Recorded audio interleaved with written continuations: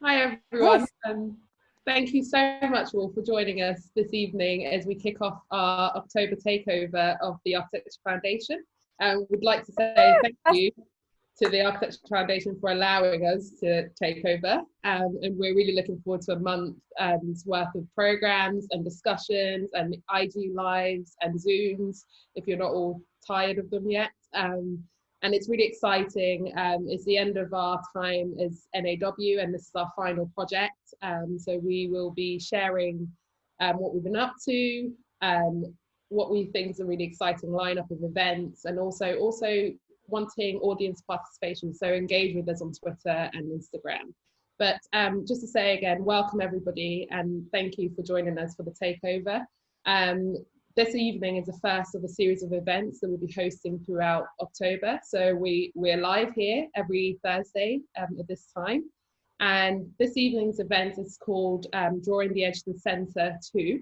And it follows on from our first event last summer, hosted by the Royal College of Art, which is also titled Drawing the Edge to the Centre. So we see this as a continuation of that conversation. I'm N.A.W, and I'm joined this evening by Nasra, and we will be. Hi everyone. We're also joined by an amazing panel. We have Ibrahim, Mahama, Akil, Scafe-Smith, and Miriam Hillawi with us. And this session will be an open discussion with the panel in conversation with Nasra and I. You can follow the conversation and join in the conversation on social media by using the hashtag #EdgeCenter, and also just tagging us in anything that you post.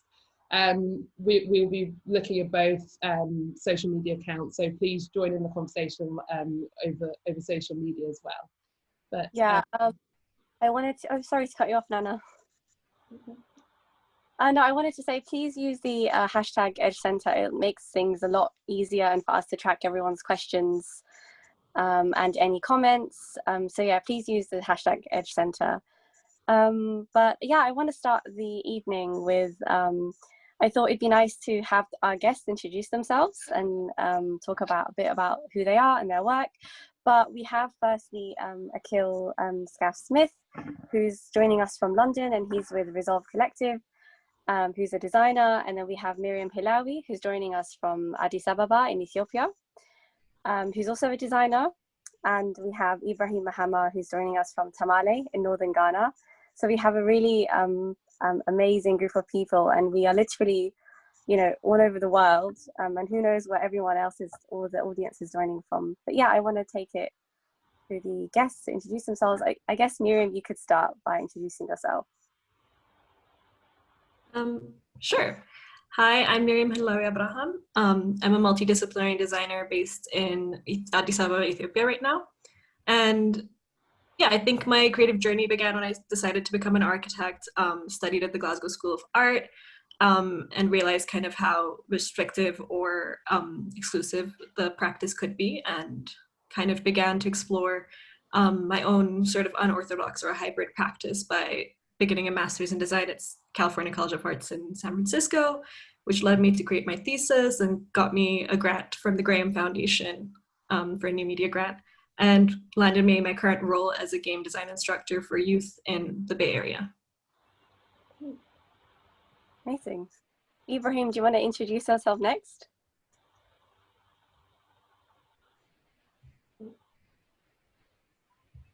Hello, sorry. Do you hear me now? Yes. Yeah. Yes. Thank you very much for inviting me to this wonderful guest and also this forum. As an artist, I always get a bit nervous when I'm invited to architectural forums because I've always been criticizing architects and a lot of the work that they do, their choices. But I'm happy to be here. I am basically just an artist. I have a keen sense of interest in architecture because when I was in school, I studied a bit about it, and I was trying to really understand what art is, like in the history of art that I studied arts from, and also trying to understand what art could become. But one of the things I kept coming back to was architecture. looking at architecture from like pre-colonial, the colonial era, and then also like the post-independence era. And in my work, I try as much as possible to use those spaces as a starting point, both from a material point of view and also from like just the looking at production systems and all that, factories and all that. So I thought it's quite interesting to be able to at least use that as a point to intervene within spaces. So currently what I'm doing is identifying spaces around the country which can be somehow negotiated upon and then maybe converted into like a cultural institution or converted into a center that allows for a certain sense of public engagement without necessarily going through the process of producing what art has been traditionally. So that is just a short of me now. Thank you. Akil, it's your turn. We're going last. I'm Akil. I'm 1/3 of Resolve Collective, which is an interdisciplinary design collective based in London. We kind of try and look between the disciplines of art, architecture, technology, and engineering to address social issues. A lot of our work has been based in London, but more recently we've been lucky enough to kind of travel Europe and also the UK with it, looking a lot at kind of how we make systemic change through short-term intervention, but also more broadly looking at ideas of like using site as a resource, how we kind of intervene in and disrupt kind of material ecologies. And so a lot of our work, I mean, to be completely honest, Ibrahim is actually one of our like our heroes. So I'm actually super chuffed to be here talking on the same platform with him. His work is absolutely incredible and really inspirational for the stuff we do. So if you haven't seen it afterwards, go and see. Yeah, and I also do a little bit of stuff on the side. Like I work as a researcher at LSE and a few other things. So really happy to be here. Happy to be here with Naz and Nana. And yeah, hope we can have a good chat. Great. Thank you. So we start this evening's discussion. The evening is structured in 4 quarters, following 4 themes that respond to the edge and center. And we begin this section of it, looking at the edge and center beyond the geographical.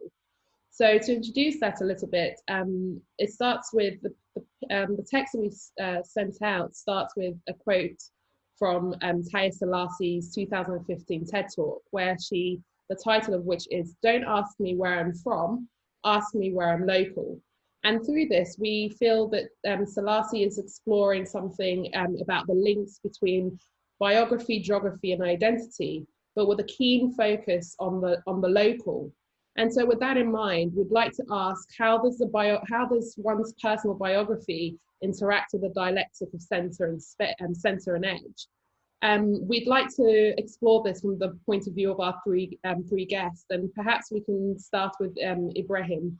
Ibrahim, in your work, it seems as there's a strong narrative between a kind of narrative of storytelling, which crosses from the personal stories that you're telling of yourself, but also it also captures the stories that are shared and histories of a shared people and nation. And I wonder if you could talk a bit about the theme of biography and how it influences your work, and how that may be linked to the edge and center condition of a kind of post-colonial nation exploring its history through art and architectural practice. I feel like the scapegoat here. Okay, thank you. I guess, yeah, I'm very much interested in material history and the conditions that it comes with.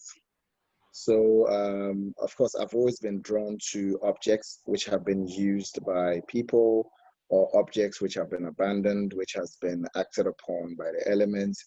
But at the same time, I'm also very much interested in what the idea of labor is and how it has helped in the formation of certain like spaces or sites, or even the histories that we share. I started by tracing some of like the railway history that we have in Ghana. Some of the very early works I did was going to the railways at the Second D in Ghana, like in the western part. We have this town, Second D Takrady, where the British built this massive railway workshop, which was used mainly for the fixing of the railway network, which was used in exploitation of resource.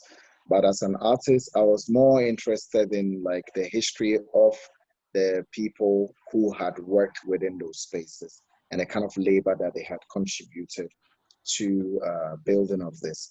Of course, I'm trying to trace it to the era of independence and post-independence, because one of the strong themes within my work is also trying to really understand the current state of condition on the continent, both in a material sense and also from an ideological perspective. And of course, we are all aware about the post-independence, like the spirit of independence from like the Pan-Africanist movement, someone like Nkrumah, who was advocating for like building maybe certain infrastructure that maybe would lead us towards certain economic independence. But of course, there are a lot of people like laborers that worked on these projects, blah, blah, blah. But of course, anytime the Nkrumah or the Pan-Africanist comes into mind, they're always key, iconic people that come into mind. So what I'm trying to do is to somehow trace these things through my work by somehow reenacting them and somehow reviving or bringing life back into spaces in different ways. So one of the most recent examples is a 1960s building built to store food, but was never completed around the country. They were abandoned. Hello? They were completely abandoned. So the idea was somehow to intervene within these spaces and then acquire them from the state and then work with a series of collaborators or people like young men and women in the city to somehow revive through a certain labor process, to revive this space and bring it like something which was almost, because for 60 years, which was completely abandoned. And then also the railway, which somehow became a big defunct after independence. How to marry the two. So collecting objects from there, and then also reviving these modernist structures. And then to a point after 60 years and bringing these two things together. Or even going back, let's say, at 1,000 years or 1,500 years to archaeological objects which are constantly being on Earth, but they get lost in transit or they end up in Western institutions, to somehow, to use your term, like somehow bring the edge, like somehow how to draw it to the center is something. But I'm also doing it in a sense that I'm not doing it, it's not purely anthropomorphic in a way. I'm also doing it just to really understand what this thing can be, because most of the spaces I'm currently navigating are spaces that are completely out of the so-called spaces where people would go and then do things. I'm doing it in areas which gives us the time to really think about the essence of the subjects that we're dealing with, And I think within that sense, there's some certain sense of truth and honesty with regards to the way we play around with ideas and the forms that they take. So that is just a brief of what some of the things that are happening in my head at the moment. That's really interesting, and I really enjoy the connection between actually that it's not just your biography, but actually it seems to be more about the other people's biographies and your work than perhaps your own. And I think of the work that Akil and Resolve do in the kind of working with communities. And I wonder if there's something that Akil you could perhaps talk about the kind of idea of community work and the, really teasing out the people and the stories they bring to influence the work that's built for them or in their name. Yeah, I think there's like to go on top of that as well, I think there's also a really important connection, and Ibrahim highlighted that really well, about like between materials and people, materials and narratives. I think in the same way that materials and the curation and collection of those materials as well has a narrative in of themselves, as do people, and I think the way that they interact and those intersections become quite interesting, and that becomes an interesting point for artists, but I think especially for artists of the African diaspora, of African descent. I think some of the first projects that we did when we were using found materials, and when we were kind of doing community work, but pairing that with materials that we could source from the site, but with constraints on ourselves as to what we could use. We didn't call it recycling because a lot of it was influenced from what my background is Jamaican, and from what I saw growing up and going back to Jamaica, a lot of the kids, these kind of heuristic ways in which we construct and reveal spaces through materials that we have to hand, through the reimagining of scarcity as an abundance. And that's really something that that we did. I've never said the word recycling in to describe our work, and I'm happy for it to be so. But I think it is much more than that. And I think how that relates to community is also, you know, there's multiple ways in which that relates to community. I think for me, one of the most powerful ways is that it kind of creates this atmosphere. It creates this almost like a kind of an architectural semantic field in which you understand that as a human being, you're an agent of architecture, you're an architect, someone who lives in your place, and with materials that you're familiar with, you know, by really, really simple investigations, by really, really simple interventions, you can create and reimagine space too. You don't have to have a laser cutter, you don't have to be able to do 3D printing, you don't have to have been trained formally, you don't have to even know how to spell the word architecture. It's like that, by connecting people and materials in that really familiar, but also, you know, also unfamiliar way. I think it's a really that for me is the power of working in this way with community. Amazing. I think my question, I want to lead in a question to Miriam actually, because in your work you generally reference your local, which is Ethiopia, and your material is local as well. And I wonder how in your education, which is generally Western, how do you balance that in your work, and how in a way does your material become like a double local, where you like are being taught and educated in, like, you know, the West, whereas your local at the same time is also you know, in Ethiopia where you are right now? Yeah, I think when it comes to sort of that center edge dichotomy in terms of like the biographical and the local, I think what we're doing is we're often seeking belonging and legitimacy for like the culture that we're working with, the work that we're creating.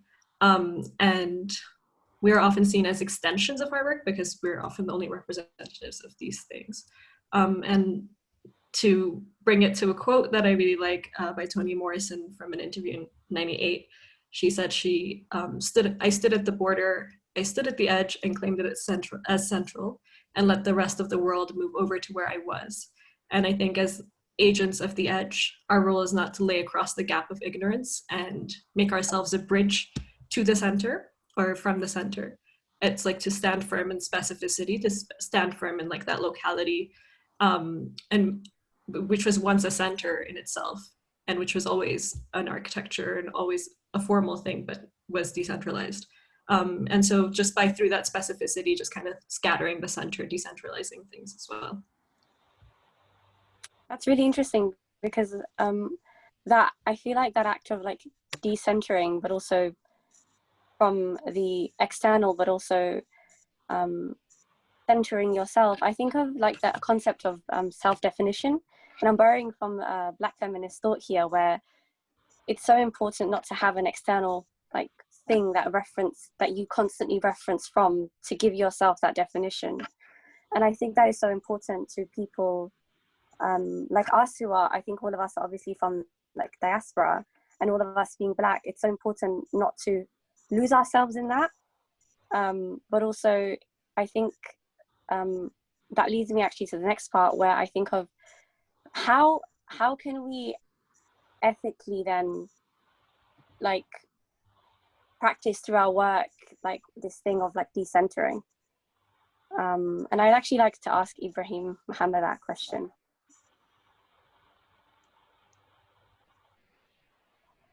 Yeah, you're asking about the all I could hear was responsibility.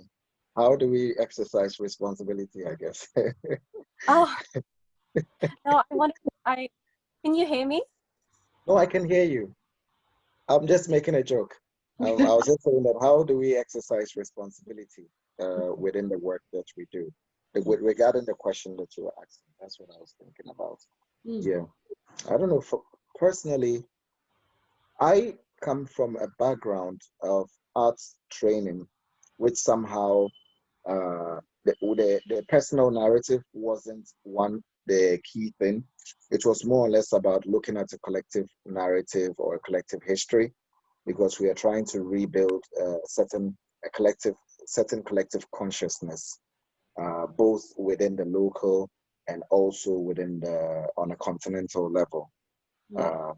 We can all do agree that a lot of the condition that the continent is in is also because of because of some of these gaps. The kind of the ideological wars that we have, in a way. So for me, it's very important somehow to acknowledge what really needs to be done within a specific given place and time. So like the local for me is very, very, very, very important. Like I don't even just look at it in relation just to the local, but in relation to the life of whatever it is, whether it is a piece of architecture or land that needs to be saved. Like some of the projects that I did in the last couple of years was just literally just working, because I also enjoy using the contradictions of capital, like making work that somehow contradicts itself, and then it's becoming generating capital and using that capital, let's say, to buy land which would have ordinarily been transformed, which would have been sold to be used for real estate or for just buildings, whilst that can somehow be saved for agriculture within, or used as a park, or used as a public gathering or meeting space, or as an institution. I think for me, that's how I approach it. I think it's by taking a certain step towards a certain responsibility, and then trying to enact it through the practice. I think this topic about responsibility is a really interesting one that that this conversation is veering to, and I kind of want to spend a little bit more time on it. But for anyone that's just joining us, thank you for joining us. We're just about to enter the second part of a 4-part conversation this evening, and this is the first event of a month-long takeover by N.A.W, New Architecture Writers of the Architecture Foundation's space. I guess in some ways linked to that conversation about responsibility then, and the local, I guess, is some way what responsibility then we have to but also actually questioning this dichotomy of centre and edge, and is it really the responsible way of thinking about our built environment? And by that, I guess I kind of mean, what do we neglect, or what stories are untold if we are just fixated on these two elements as binary and in opposition? What's in between, and what's lost if we translate these things always as binary oppositions, rather than the kind of fluid idea of living or dwelling in the built environment? And I guess that question is open to all three of our panelists.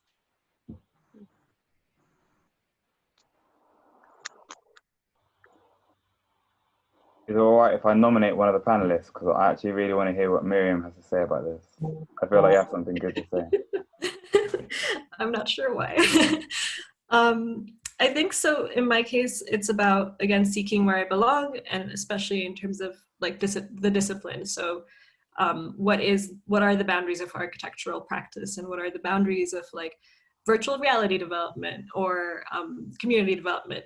And so the in between becomes this vast continuum, and it feels like being you yourself being migratory and your work being boundless and timeless is something that I think starts to break up the polarity between the two, between the edge and the center. And also just what you said, that the edge and the center being, that those two terms being sort of restrictive, is that even within the edge or within the center, there are edges or there are centers. And so like my work has never been shown here, or it being shown elsewhere means that it's not accessible to people here. And so there's always that kind of contention. Yeah, I like that. Yeah, what you just said. I think it's also one of the struggles, like one of the things I was trying to understand at the beginning, like making work that finds its place in like the best of institutions around the world. But when you come back to the local, where the place which inspires the work, or the labor that somehow fuels or inspires the work, is completely annihilated from the work, even with regards to its experience.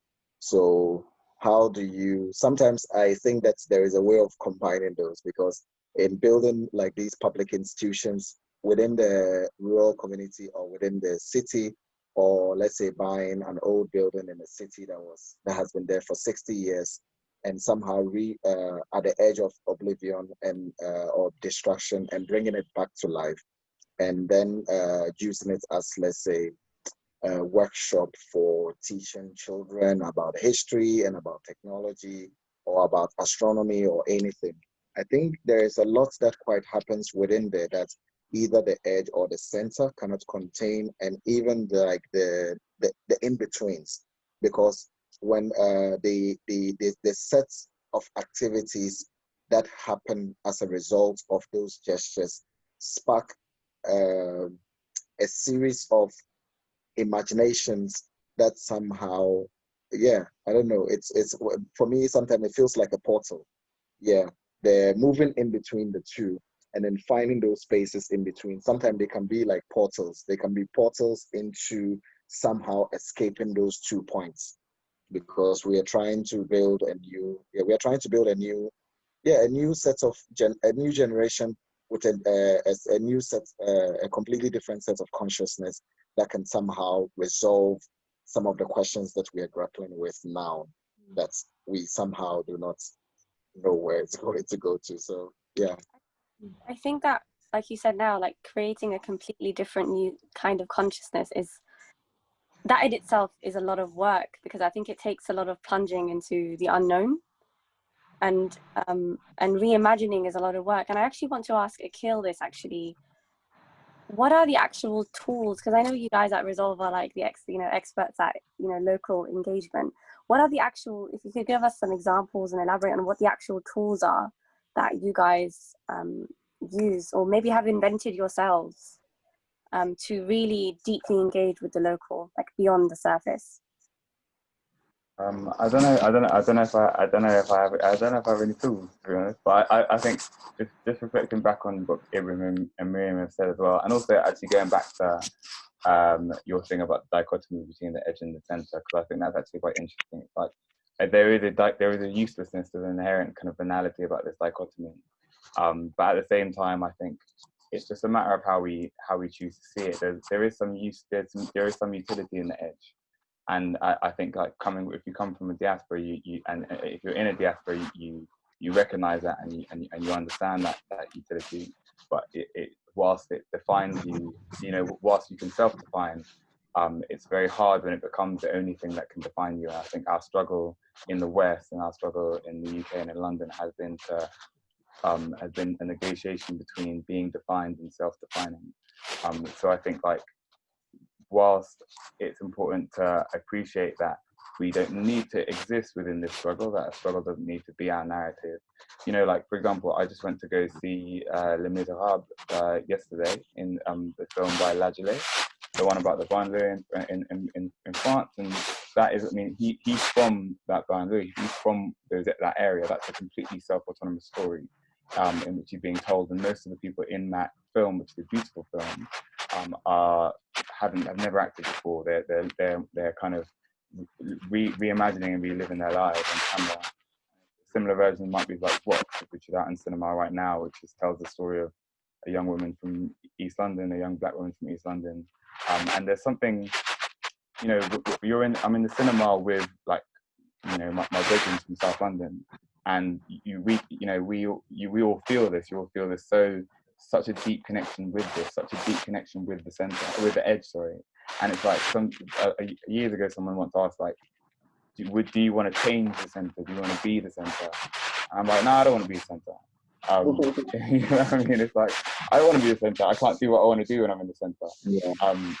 I think, so the question really is about when we talk. Sorry, I haven't answered your question at all, but I think the thing really is it's about seeing it differently. Like, we can look at it as the edge center in a geometric way, by which the edge doesn't affect the center at all, or we can see it topologically. We can see it with the edge in the center. It's just about changing a lens and taking another one to it.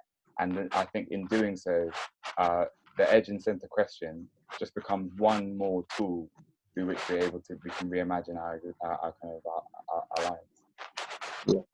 Thank you very much for that. I think that's really interesting questions here, and perhaps this is a good moment to take some questions from our audience before we move on to the next half of our event. So we have Leslie Loco with us, and she's posed a question if you'd like to share with everyone, Leslie.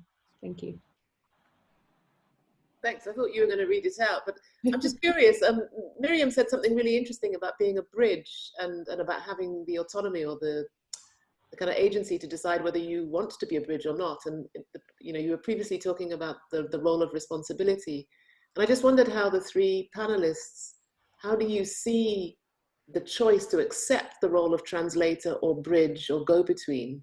Do you see that as a responsibility? And if it is a responsibility, how does it affect your own practice?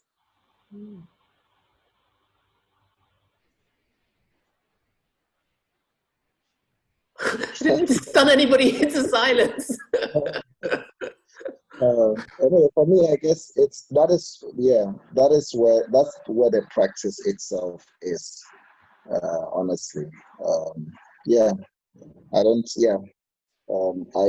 being an artist, I guess sometimes it's difficult it's a bit conflicting sometimes to be able to think of yourself as one who is the producer of objects for certain spectacle, but also at the same time you ask yourself, what is the role of this object specifically, and like what really inspires it in terms of the subject matter, blah blah blah, or is it that we actually want to dwell ourselves within the conditions of the subject matter?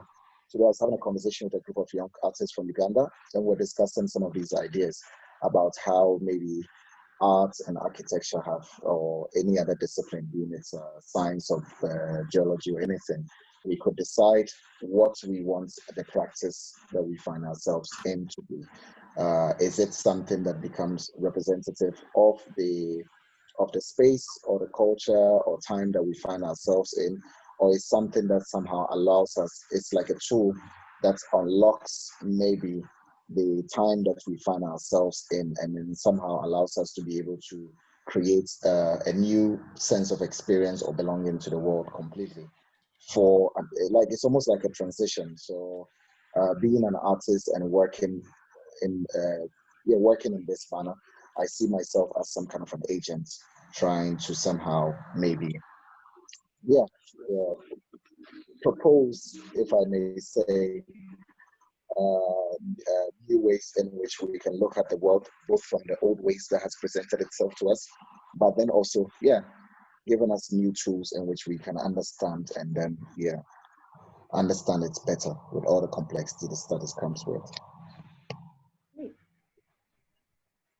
I really like the question of responsibility when it comes to the responsibility to be a bridge maker, because it introduces the idea of subjectivity. And I like the idea that you can bridge, you can choose to bridge or choose not to bridge, right? And that all of our practices, we're thinking, all right, do we bridge, do we not bridge at any given time? And it reminds me of like, years ago, I saw this map by a guy called E. Campbell Sims, and it was done in the early 30s. It was the jazz map of Harlem. And he was mapping all the speakeasies in Harlem, but this is the time during the bloody prohibition. And so what was important in that map was as much that was on the map as wasn't on the map, as he chose not to disclose. And I find that that's very telling in terms of, it speaks to, I'm sure everyone else's, but my practice is a lot in terms of when do you choose to be the bridge and when do you choose not to be the bridge? When do I choose to connect the world? When do I choose to connect the art institutions and the architecture institutions and the whoever to local? And when do I choose, you know what, this isn't something, that connection is something that's too, its potential to be exploited is too great, or the benefits that it gives are too little. And, you know, who am I to make that decision first and foremost? But I'm in a position to do so, and when I am, and so I do it. And I think, like, so to protect that, and it's back to the edge and the center thing. But there's the sanctity of the edge, the sanctity of being hidden, the sanctity of not being centered. I think, you know, it needs more conversation around that. I think, like, there's so much that can't. So many of the spaces that I grew up in couldn't have existed having been centered. You know, depending on how we talk about the center, but I mean, from a kind of built environment, urban governance perspective, you know, like South London is overrun with shisha joints, which operate in very much within the periphery of planning law, the periphery of any kind of law you can think of. You know what I mean? Like, the police will come by and, like, everyone will stop and be like, and the police will look in and you'll be like, and then they'll go and they'll be like, okay, we're cool. And it's like, without having those spaces, without having those spaces, you know, like, yeah, without having those spaces, how, and without those decisions that constantly go into whether or not we are, whether or not when we choose to bridge and when we don't, you know, like the kind of qualitative aspects of our lives start to numb themselves. So I think it's a fantastic question, and it's something that, like, I think needs to remain a question. You know, it needs to remain in negotiation. Great. Thank you very much for that. We've got one more question. Oh, no, Miriam, please go ahead. I was just going to say, I'm glad Akil brought up subjectivity, and just, like, being allowed to explore our own personal narratives and personal histories means that often when you come to these places, you are a myth. Like, maybe no one's ever met someone like you or met your work before. So you're countering your myth without actually knowing that you're being a bridge. So maybe not actively trying to be a bridge or actively trying to be the translator is one way of just, like, creating that bridge or disrupting that kind of the edge to center polars. Yeah. Great, thank you. I think these are some really interesting questions. We've got one more question before we move on to the next part from Connor in the audience, if you'd like to ask a question. Sure, yeah, hello everybody. It's just an observation. I'm a geographer, so obviously I see everything as geography. So going beyond geography is kind of something that is very hard to do, because geographies are constructed and, yeah, produced. So rather than thinking edge and periphery, perhaps one could think more about how people are situated, what resources they have access to, and how they can mobilize them as a way to, you know, because power is always a problem, right? But power can sometimes be very, sometimes not so nimble and not so flexible. And, you know, this conversation is a very good example. It's distributed over huge spaces, different disciplines and different positionalities, but maybe can activate something. And I think actually this is very similar to what Chloe has said, the following comment. So I think maybe Chloe might have something to say. Great.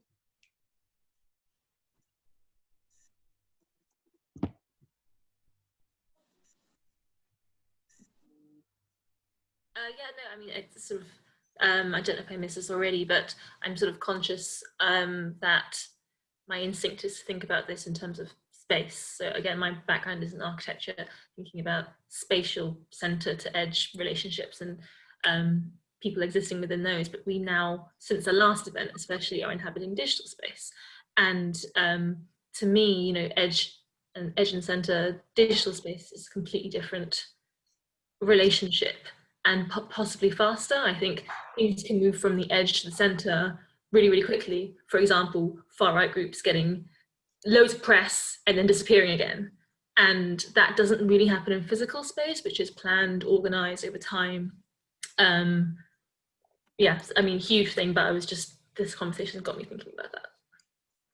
I think I liked Connor's comment about power being very flexible, and when Akil was speaking about being a bridge is essentially that is something that you can abuse, you know, over time. And I think it's kind of sometimes I think it can be overwhelming to have that kind of power, but also I think that especially nowadays, when we think about, you know, language, and, you know, we say in our newsletter, you know, like the migration of like the words, you know, decolonial, right, which is essentially like the original project of decolonisation is to, you know, it's about liberation, right? It's about what one of my favorite Black feminists, Denise Ferreira da Silva, calls, you know, the annihilation of the world as we know it, you know, to reimagine a new world.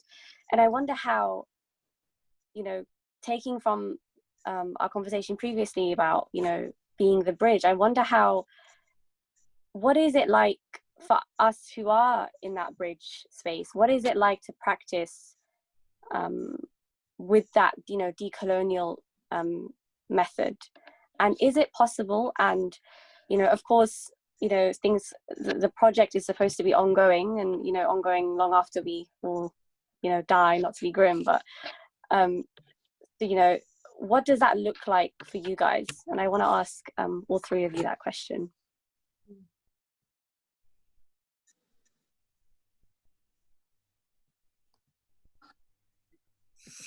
Did you guys hear that? Who wants to go? Who wants to go? No, I nominate not myself. Do you want to answer that, Ibrahim?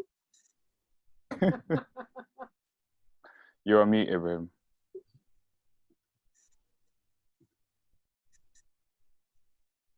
Oh no, I thought you were going to go. No, not me. Not me. Maybe Miriam should go on this one. I'm chewing on it. I think I can answer more like towards Chloe's question. Nessa, can you reframe your question a bit? Sorry. Essentially what I'm asking is, you know, when Akil was speaking about, you know, us who are practicing and who, you know, who are from the diaspora and who have access to people who are historically, you know, who don't have access to this cultural capital, you know, of like being an artist, you know, being a designer in that way, as they are disciplines, right? Even though people, you know, make art and design outside of that. How is it possible for us to continue the project of decolonisation? Because I think nowadays we have this interesting thing of decolonisation making its way to architecture, right? Or to spaces it's never been before. Before decolonisation was, you know, essentially something, you know, it's almost like this, of course it's not a niche, but it's almost like this niche that's made it to, you know, architecture or the arts, right? And I think for me, I'm worried that this is just, you know, treated as an intellectual exercise, you know, or just as, you know, a trend that comes and goes in academia, that comes and goes every 5 years. So I wanted to ask you guys, how do you consciously or unconsciously think about decolonisation as part of your practice? Yeah, that's essentially my question. Yeah, I think, so I think about it quite a lot, and working within digital media and also virtual spaces is something that I think about quite a lot, because it is that question of, can the master's tools dismantle the master's house?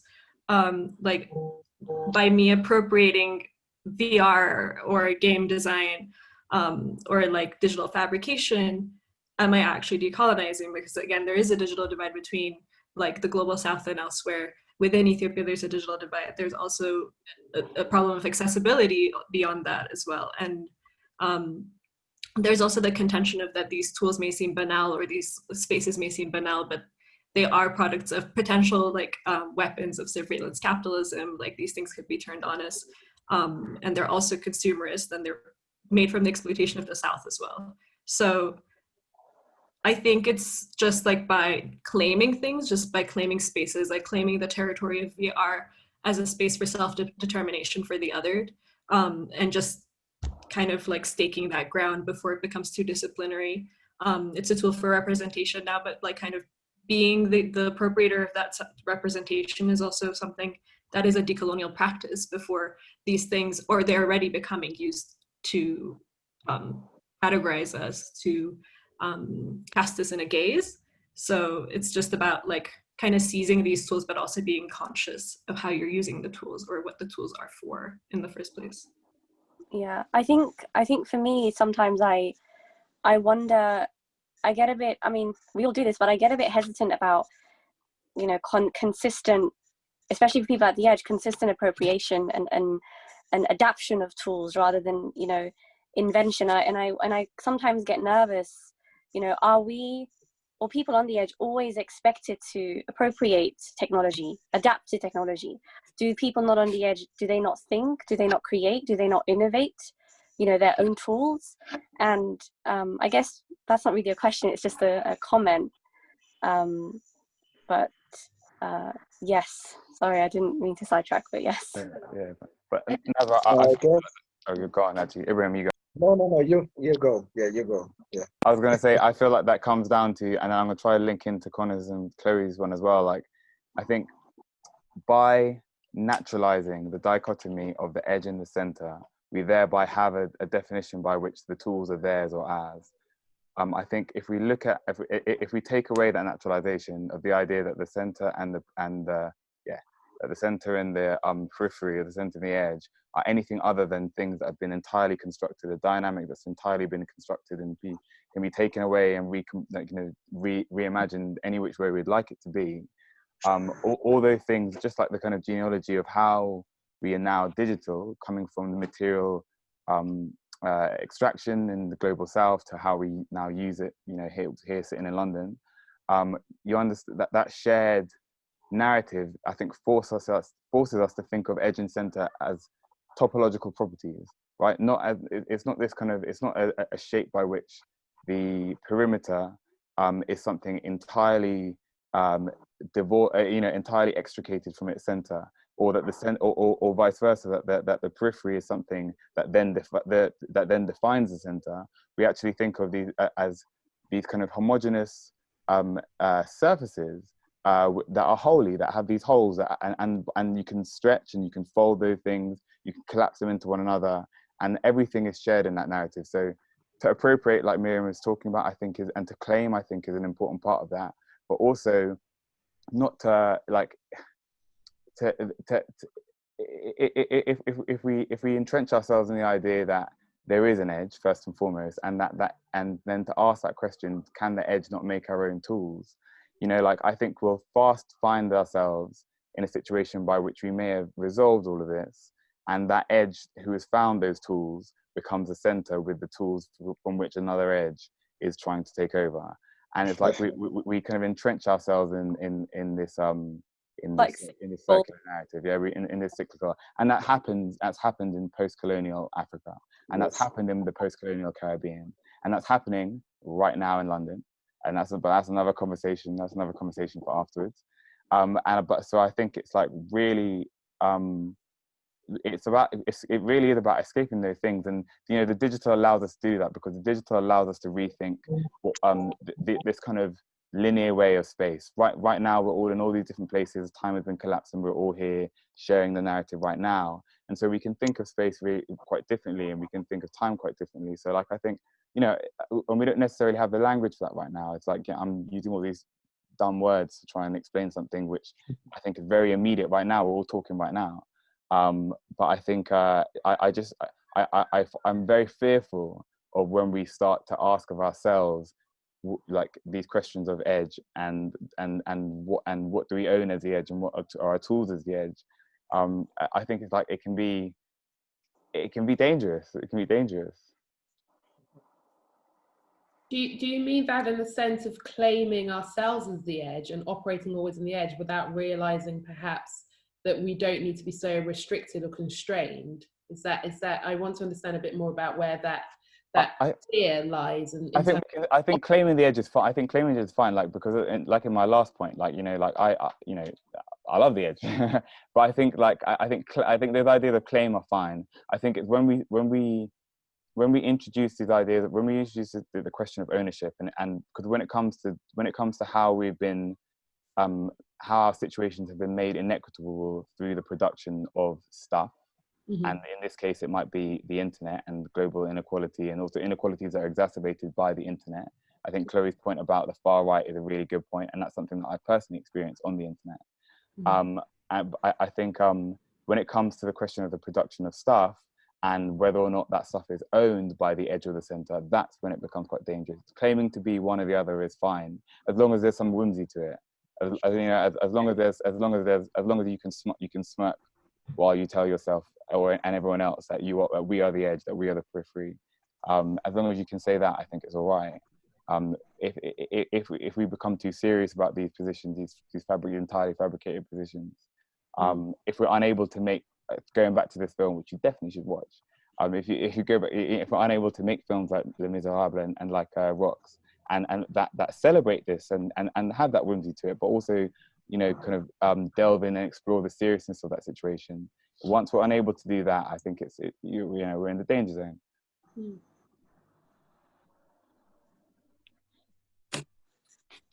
Great. I think we're almost coming to the end of our evening, but I wanted to open the floor up to questions, and also perhaps Nasser and I to summarize, I guess, this conversation. But before we did that, I wanted to open the floor up to questions from the audience.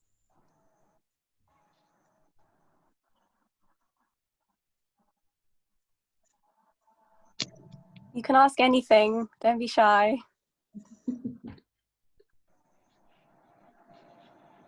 I want to ask Ibrahim a question. Is that all right? Can I ask questions to the panel? Yeah, go. Ibrahim, one of the works of yours that super inspired me is non-Oriental in Cancer. And so for me, I think that was like, you know, the first time I ever saw a picture of that work. I never got to see it when it was down at the White Cube. It really like changed my understanding of. It had a really impactful understanding of me in an architectural way, in my architectural practice. I mean, I'd actually just like you to talk a bit more about that so everyone else can hear how amazing it is. But perhaps there's also something that can be touched on in terms of like what we've been talking about so far. Well, thank you. Yeah, I'm glad to know that the work somehow resonates with you, and then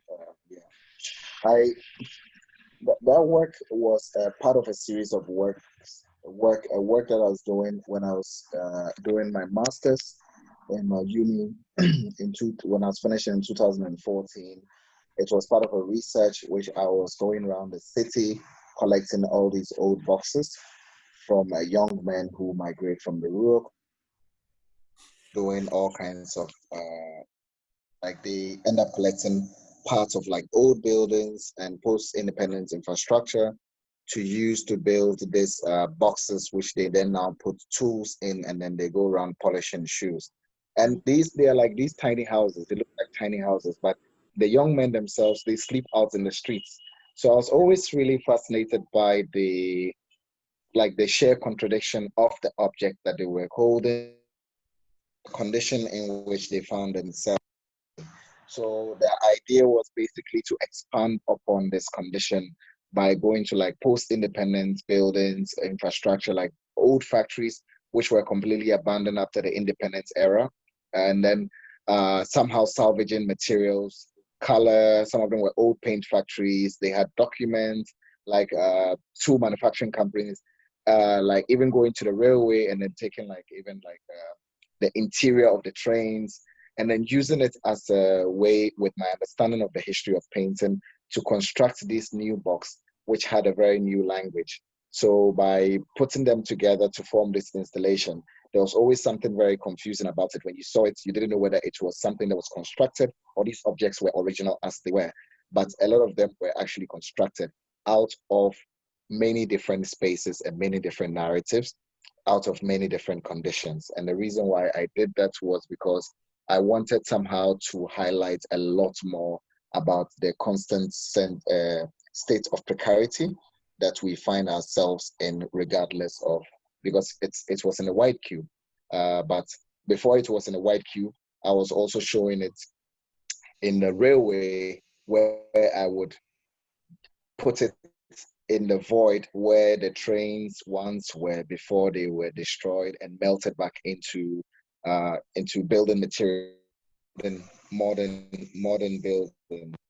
So I somehow think that there is there is some kind of a connection there with regards to how we sometimes are very quick in order to like destroy history in order to use that material to somehow build a new one. For me, I'm trying as much as possible to understand what the place of it is, and even when it shifts form, how does it really allow us to become a lot more sensitive than we were before. I think the element of sensitivity is what I'm trying to touch at, but trying to play with it in an artistic form, I guess. Okay, great. We've got a question from Vasu in the audience. I'll just unmute you now, and then you can pose your question to the panel.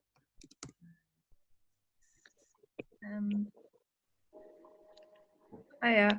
I just had a question to do with money and finance, and what happens when projects are sort of commissioned by larger organizations or the art market, for example, or major art fairs, and presented in these contexts. But then the artwork itself draws from the edge, or labor as well as ideas. No, I guess one of these, this is one of the big questions within the art world. I think it's one of the big failures of contemporary art, if I may say, because towards the beginning of contemporary art, we are all beginning to understand what modern art has done with regards to the infrastructure that has come with regards to like male white dominance, blah blah blah.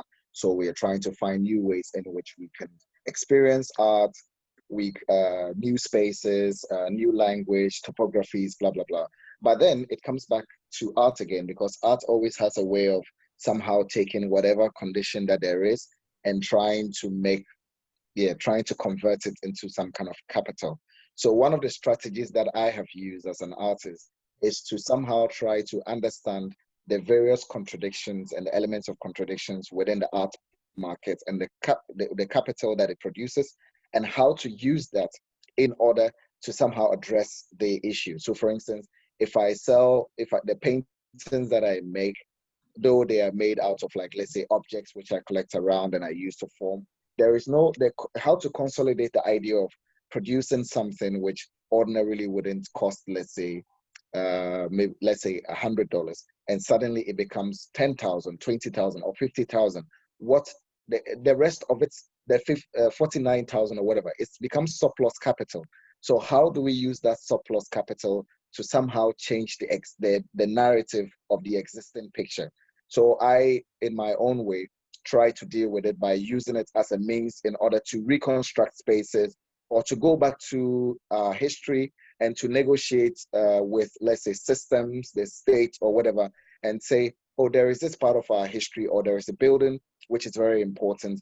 Is it possible to take this building and somehow convert it into a public space, which was once promised as a public entity, but now it can either be privatized or it can be abandoned and left to disappear into time. So I think that we shouldn't be afraid to confront capital. Sometimes some artists think, oh, but when you're using, that's why I said in the beginning that how to be sensitive in a way that you are using the subject matter as material to produce, but to understand that at the end of the day, whatever that is produced out of it comes back to the space or to the place to somehow change the narrative, because you might have taken from it to produce, but if you earn money from it and you think that, oh, the money is just a reward, then that's when, for me personally as an artist, I somehow begin to raise questions. But when it comes back to somehow change it in a way, because now we have spaces where we have retrospectives of artists, we have collection where children can come, we have schools, systems where we do workshops with kids, we do virtual reality programs, all the things that didn't exist before the contradiction of the capital. So now, if you think that you want to change the world or you want to reimagine it, we can reimagine it also by using capital against itself to reproduce. Thank you. There's one more question from the floor from Thomas, and I've unmuted you so you can ask your question to the panel. Thanks, Nana and Ezra. My question is perhaps to both the artists, Miriam and Ibrahim. Sorry, Akil.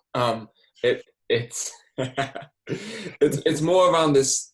I mean, at first it's inspired by last year's Ghana Pavilion, Ibrahim, and your involvement in that. But then this is a broader question as how biennales might be, how you might consider them edge and center or center and edge, and how perhaps, what is the kind of currency of a biennale, and how does that kind of work through your work, and not least because the very idea of a biennale in this kind of Corona crisis is sort of now this unattainable idea. I'm just interested in that, and also just around the Ghana Pavilion. If you were to imagine that for the next set of iterations, Ibrahim, what would that look like? I guess I would, I would allow it to be a lot more experimental. And secondly, also, I would use the majority of money from it to somehow build local infrastructure, because I've always had, of course, like I have shown in the last 3 Venice Biennales, I was very young when Okwi selected me for All the World's Futures. So for me, it was one, an honor, but also one to test my negotiating skills, because I had to really struggle to understand my place within the exhibition and the form I wanted my work to take. Of course, it ended up being very beautiful, but it also taught me that at the end of the day, even like the spaces that we are coming from, because I spent most of my early practice as an artist negotiating for space, because I don't have any, like there's no museum or there is no like art big gallery or anything in Ghana. So everything that I had to do, I had to understand that I had to start from ground zero. Everything that I have to do, I have to really fight hard for it. But for me, it also, it doesn't really mean, it also mean that if I as an artist can survive in it, it means that the many other artists that would come after it have to go through that system. So I think that in order to be, Venice is such an important exhibition and event. And for me, I'm always thinking about how we can harness it.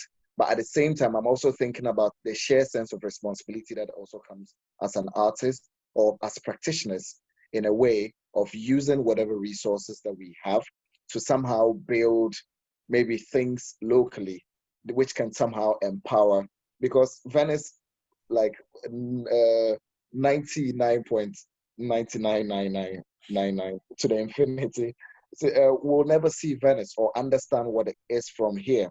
But by even doing an intervention, or let's say investing, let's say 100,000 or 200,000 into a national museum and making an exhibition on that scale possible here, imagine what it does. And I'm not thinking about it just with regards to Ghana, but I'm thinking about it with regards to the continent, because I think we're mostly so much in a hurry to somehow prove to the West that, yes, we also have talent and we have this and that.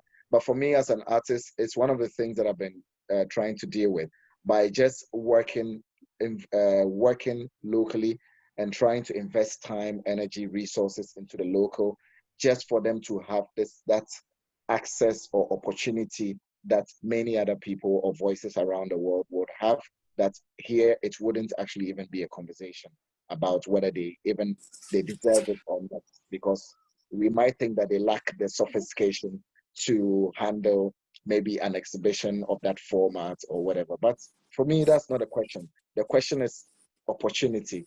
Are we giving them that same opportunity to understand, or that language that we as artists or practitioners are dealing with?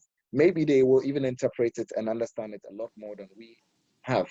So that is basically about it, yeah, for me. Great, thank you. We'll take one last question from the floor from Nicola Reed, if you want to pose your question. Hi everyone, I'm with Otti as well, who's stayed up. It's not really a question, I just wanted to say, I just wanted to sort of say a little thank you for creating a space that's really non-combative, which is not a kind of norm within the kind of, I just put this in my comments, in the kind of habitus of the centre, that this kind of entrusted dialogue, which is open, and there feels like there's a lot of belief in the work that you're mutually doing. It's really, uplifting to kind of witness that, because it's not something that's within the norm of format of, say, what the AF normally does. So I think just in the sort of humanity of how we engage with each other, I think that the space afforded by digital and Zoom and the bodies you've brought together has kind of made a really amazing thing. And I just wanted to say thank you. That was it. It wasn't a question. Great, thank you. Thank you so much. Thank you. Can we hear Miriam just sort of also inject a little bit? I actually have a question for Miriam, but if you want to elaborate on what Ibrahim did, please feel free. Yeah, so in terms of pavilions, like I've never been to one or been included in one, and Ethiopia has never had its own pavilion, as far as I know. So there is a question of like, if my work were to be in an Ethiopian pavilion, how would it be situated within it? And based on working with Zoma Museum here in Addis, the kind of agents or who have proposed to have an Ethiopian museum and we're deciding on it, it's still like an intellectual elite. Like, how does that represent us and our contemporary condition? It's very kind of like reflective of the past and this like romanticization of past, of a vernacular. And where does like this sort of disruptive digital, this sort of like queering of space and stuff like that, like fit in this conservative narrative of Ethiopia, or conservative international image of us? And kind of the nature of my work itself has become like it lives in a hard drive, or it lives like as many copies or iterations of itself.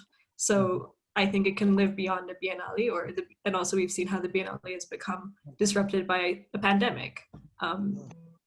So that's like, I think that's my take on it.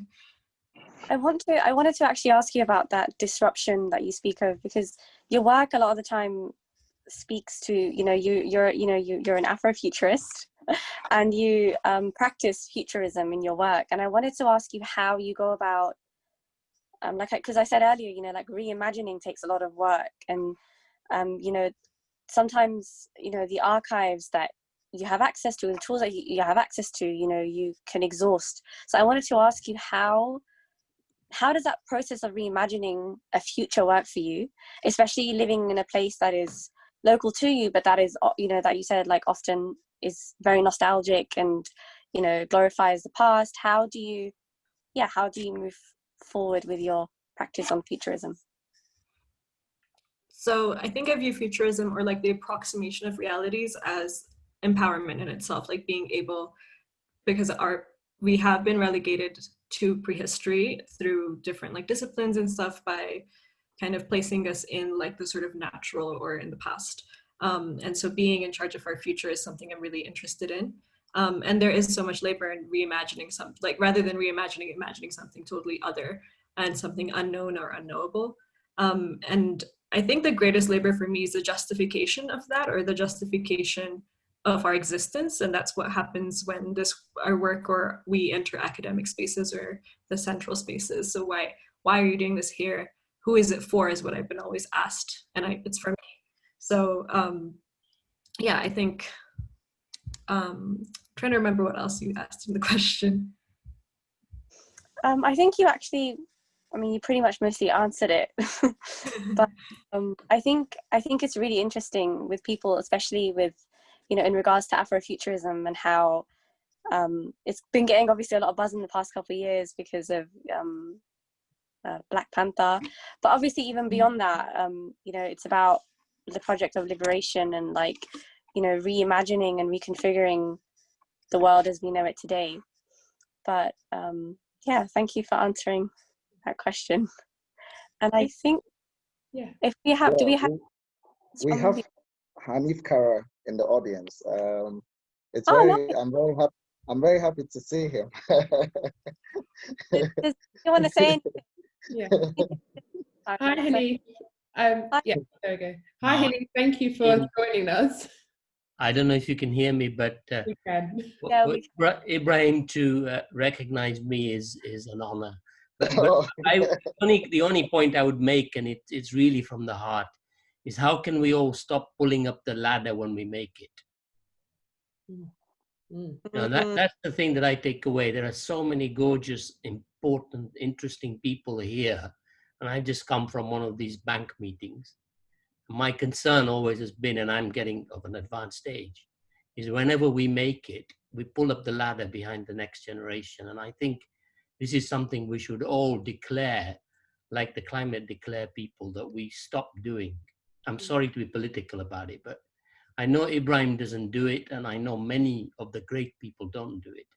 But for the next generations, this is something that I think we owe them somehow. I don't want to go into the art and stuff, so I just wanted to make a political point. Thanks, Ibrahim.